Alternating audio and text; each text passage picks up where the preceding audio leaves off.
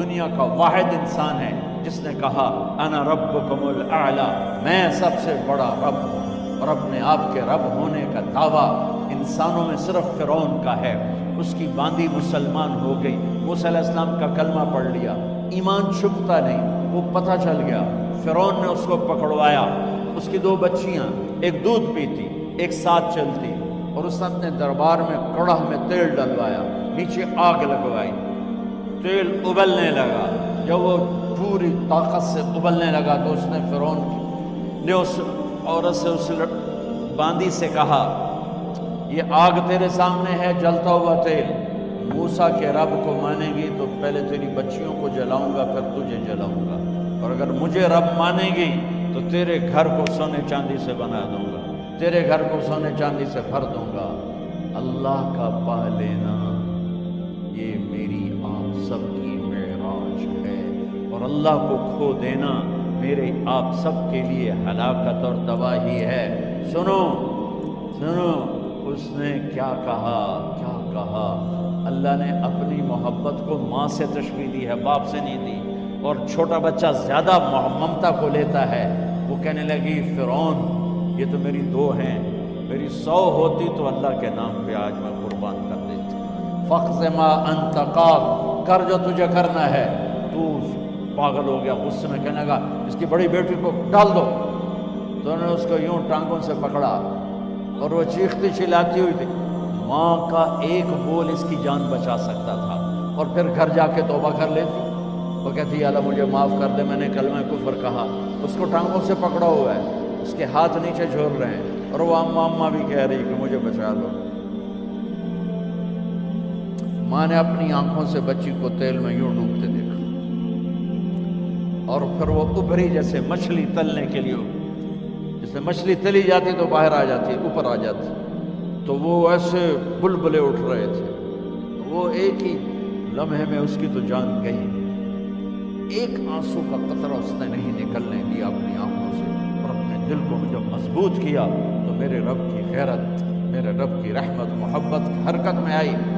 اللہ نے ماں کی آنکھوں سے پردہ ہٹا دیا، اور ماں نے اپنی بیٹی کی روح کو نکلتے دیکھا،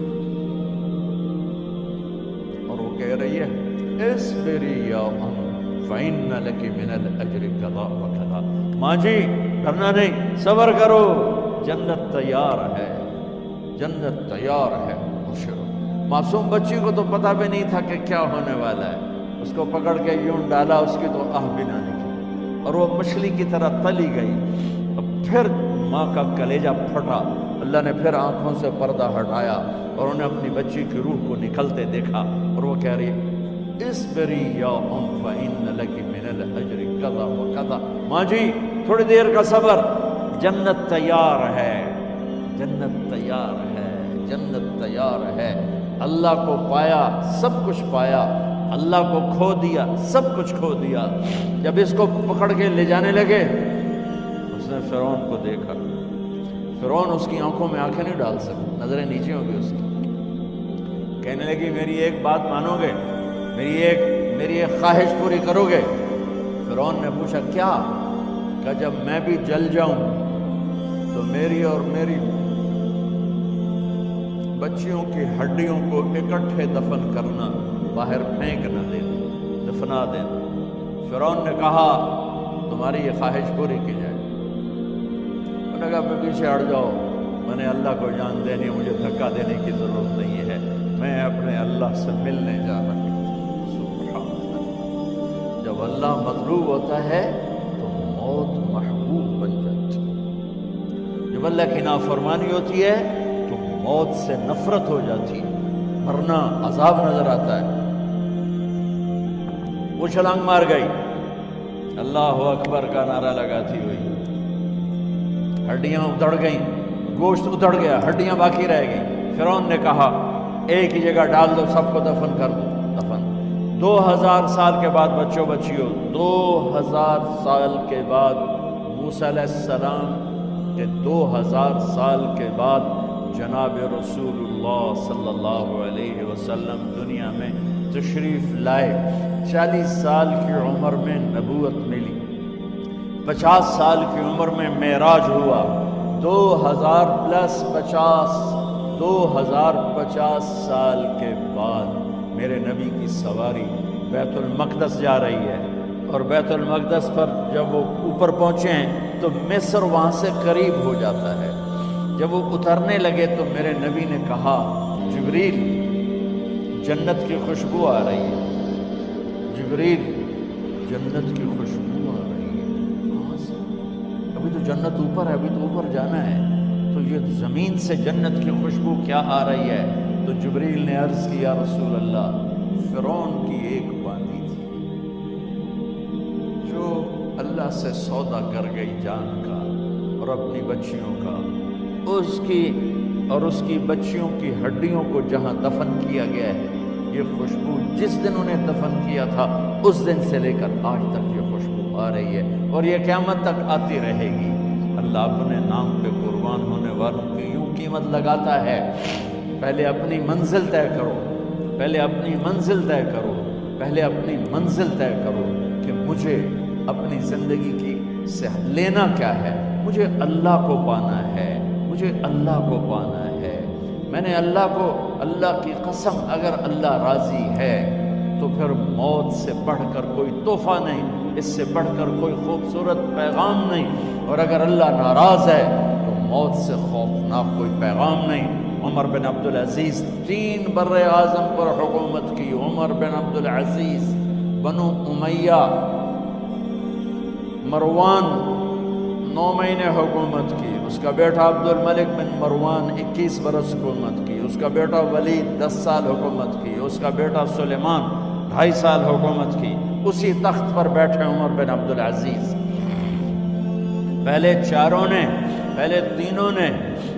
نے اللہ کے شریعت کو قربان کیا حکومت کے لیے، عمر بن عبدالعزیز نے اپنے آپ کو قربان کیا اللہ کے لیے، حکومت کو پاؤں کے تلے رکھا اور اللہ کی رضا کو سامنے رکھا۔ ان کو زہر دیا گیا، جب ان کی موت کا وقت قریب آیا تو انہوں نے رجا بن حیوہ کو بلایا۔ سننے والی بات ہے بچوں، ان سے فرمانے لگے سنو، میں نے 3 بادشاہوں کو قبر میں اتارا۔ اب بچیاں تو قبرستان جاتی نہیں، ہم تو اپنے ہاتھوں سے قبر میں اتارتے ہیں اور اوپر مٹی ڈالتے ہیں اور اوپر اینٹیں ڈالتے ہیں اور پھر منو مٹی میں دبا کے واپس آتے ہیں۔ یہ منظر آپ بچیوں کے تو دیکھنے کا بھی نہیں ہے۔ وہ کہنے لگے میں نے 3 بادشاہوں کو مٹی میں ڈالا، لیکن ان کے کفن کی گرہ کو جب کھول کے دیکھا تو ان کے چہرے قبلے سے ہٹ چکے تھے، وہ رنگ ان کے کالے پڑ چکے تھے۔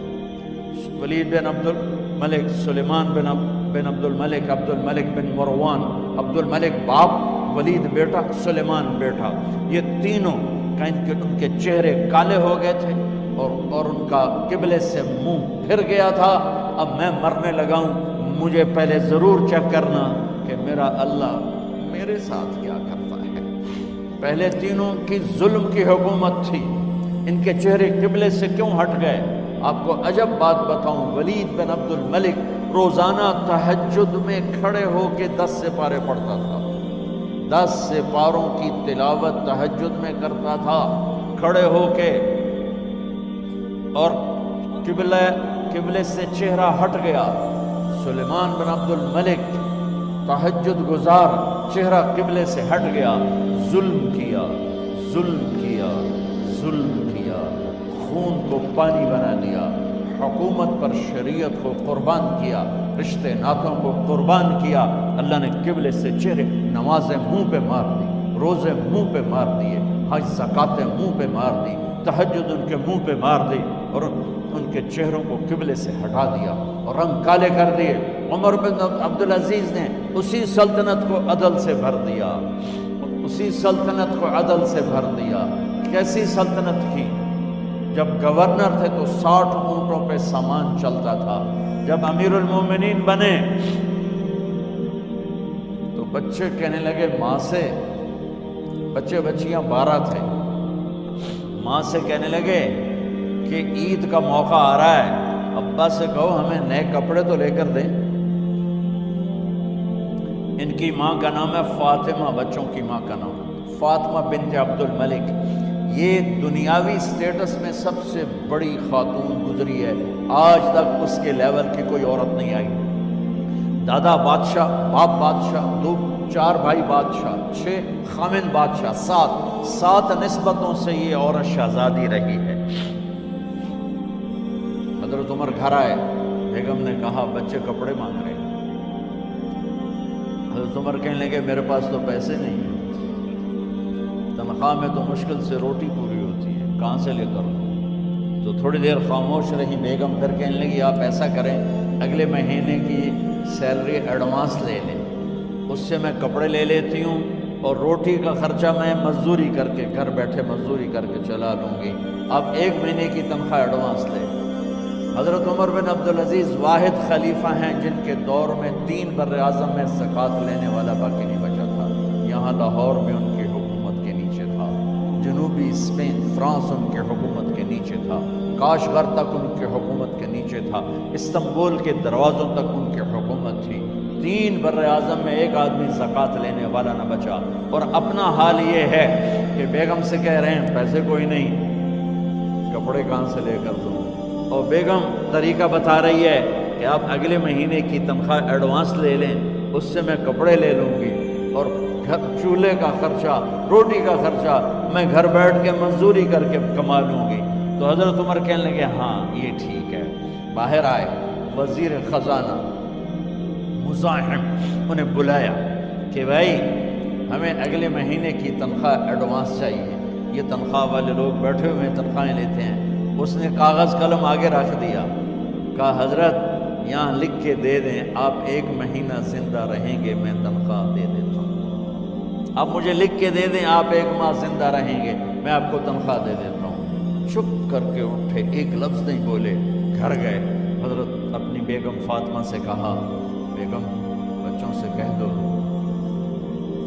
کہ باپ کے پاس کپڑے لے کر دینے کی سکت نہیں ہے، اور خزانے ایسے بھرے پڑے تھے کہ زکوٰۃ لینے والا کوئی نہیں تھا۔ عید کی نماز ہوئی، نماز کے بعد جب ساری فیملی ملنے آئی اور بچے بھی ملنے آئے تو ان کو دیکھ کر ان کی آنکھوں میں آنسو آ گئے۔ کہنے لگے بچوں آج تمہیں دکھ تو ہوگا اپنے باپ پر کہ ایک جوڑا کپڑا بھی لے کر نہ دیا عید کا۔ تو ان کے ایک بیٹے نے کہا ابا جان آج آپ بڑے خوش ہیں، ہمارا سر اونچا ہے کہ ہمارے باپ نے مسلمانوں کے مال پہ ڈاکہ نہیں ڈالا، ہمیں قربانی کا بکرا بنایا، لیکن مسلمانوں کے مال میں خیانت نہیں کی۔ یہ ان کا طرز حکومت تھا، اس طرح انہوں نے حکومت کی۔ گھر میں تشریف لائے تو بیٹیوں سے بات کی تو انہوں نے منہ پہ ایسے دوپٹہ رکھا ہو، منہ پہ دوپٹہ رکھ کے بات کریں تو فرمانے لگے کپڑا تو ہٹاؤ، دوپٹہ کیوں رکھا ہوا ہے؟ تو گھر کی خادمہ زور زور سے رونے لگی، کہنے لگی امیر المومنین آج آپ کی بیٹیوں نے کچا پیاز توڑ کے روٹی کھائی ہے تو وہ اس کی بو ہے منہ میں، آپ کو بو سے نفرت ہے اس لیے منہ پہ کپڑا رکھ لیا۔ تو حضرت عمر اتنا روئے کہ ان کی داڑھی تر ہو گئی۔ کہنے لگے آخر میں جب تھوڑا آسرے میں آئے کہا میری بیٹیوں تمہارا باپ تمہیں بڑے اچھے کھانے کھلا سکتا ہے لیکن میں جہنم کو برداشت نہیں کر سکتا، میں جہنم کی آگ برداشت نہیں کر سکتا۔ اب مرنے کا وقت آ گیا۔ جب وہ گورنر تھے تو 60 اونٹوں پہ ان کا سامان چلتا تھا، اور جب وہ امیر المومنین بنے تو عیادت کے لیے لوگ آ رہے تھے تو سالے عیادت کے لیے آئے، فاطمہ کے بھائی، کپڑے دیکھے امیر المومنین کے تو بہن کو ایک طرف کر کے فرمایا، بڑے نیک سرداروں میں سے تھے یہ مسلمہ بن عبد الملک، کہنے لگے امیر المومنین کے کپڑے تبدیل کروا دو، لوگ پوچھنے آ رہے ہیں تو میلے کپڑے اچھا نہیں لگتا۔ کہا جی بھائی کرواتی ہوں۔ اگلے دن جب وہ حال پوچھنے آئے تو پھر وہی کپڑے تھے تو انہوں نے ان کو الگ جا کر کہا بہن میں نے تمہیں کہا تھا کپڑے بدلوا دیتی، کیوں نہیں بدلوائے؟ تو وہ رونے لگی، کہنے لگی کہاں سے بدلواؤں، جوڑا ہی ایک کہاں سے بدلواؤں؟ اور حکومت کتنی تھی؟ 3 بر اعظم، 3 بر اعظم کی حکومت۔ ہمارا تو پٹواری امان کا نہیں ہے، وہ 3 بر اعظم کی سلطنت لے کر ایک جوڑے میں اللہ سے ملنے جا رہے ہیں۔ جب ان کا انتقال ہوا